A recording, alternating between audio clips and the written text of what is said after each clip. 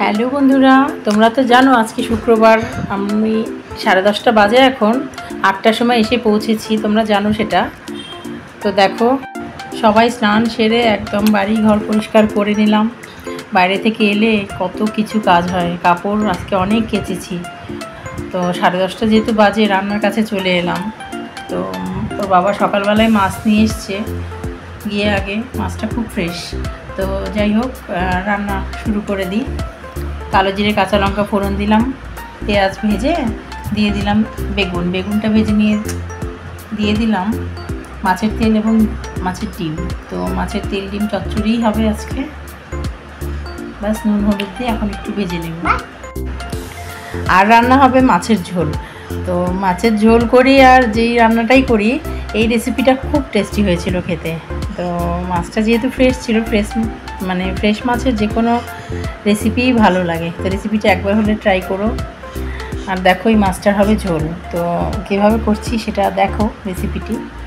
রুই মাছের লঙ্কা চেরা ঝোল। তো ভাত বসিয়ে দিয়েছি এক চুলায়, আরেকটাতে তেল গরম করতে দিয়েছি। তো মাছগুলো এবার ভেজে নেব। যেহেতু ফ্রেশ মাছ, খুব একটা ভাজবো না, হালকা করেই ভেজে নেব।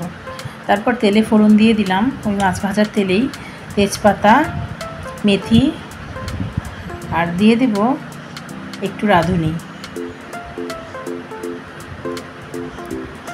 মেথি রাঁধুনির একটা সুন্দর গন্ধ বেরোলে তারপরে দিয়ে দেব কাঁচা লঙ্কা। এবার সমস্ত কিছুকে একটু ভেজে নেব। ভেজে নিয়ে দিয়ে দিলাম সবজিগুলো। এখানে সবজি বলতে আলু আর বেগুন আছে। দিয়ে দিলাম নুন হলুদ। এবার সবজিটা ভালোভাবে দিয়ে দিলাম সবজিটা ভাজার পরে একটু জিরার গুঁড়ো আর দিয়ে দিলাম আদা বাটা। এবার মশলাটার সাথে সবজিটা ভালোভাবে কষিয়ে নিলাম। তারপরে দিয়ে দিলাম গরম জল।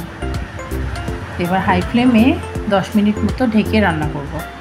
আলুটা সেদ্ধ হয়ে গেছে, ঝোলটা ভালোভাবে ফুটে গেছে। তো মাছগুলো একটু আগেই দিলাম, কারণ মাছগুলো আমি হালকা ভেজেছিলাম।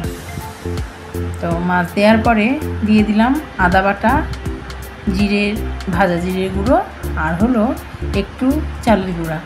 বাস সমস্তটাকে মিলিয়ে দিয়েছিলাম। এবার লো ফ্লেমে 10 মিনিট রেখে নামিয়ে নিলাম। আর দেখো, মেনুতে আজকে আছে ভাত, মাছের ঝোল, রুই মাছের লঙ্কা চেরা ঝোল এটা, আর মাছের তেল ডিম চচ্চড়ি, আর এটা পটল এবং পেঁপে দিয়ে মুগ ডাল। বিকেলবেলা চলে গেলাম পুচকুগুলোকে নিয়ে একটু খেলাতে। খুব টায়ার্ড লাগছিল, কিন্তু বাচ্চাদের তো আর টায়ার্ডনেস নেই, ওদেরও মনটা একটু রাখতে হবে। চলে গেলাম, কিছুক্ষণ ফ্রেশও লাগছিল। কিন্তু বিকেলবেলা বাস বৃষ্টি, আকাশ একদম মেঘ করে এসছে, হাওয়া ভালোই দিচ্ছিল। তো বলতে বলতে বৃষ্টি চলেও এলো। কি বৃষ্টি সেই!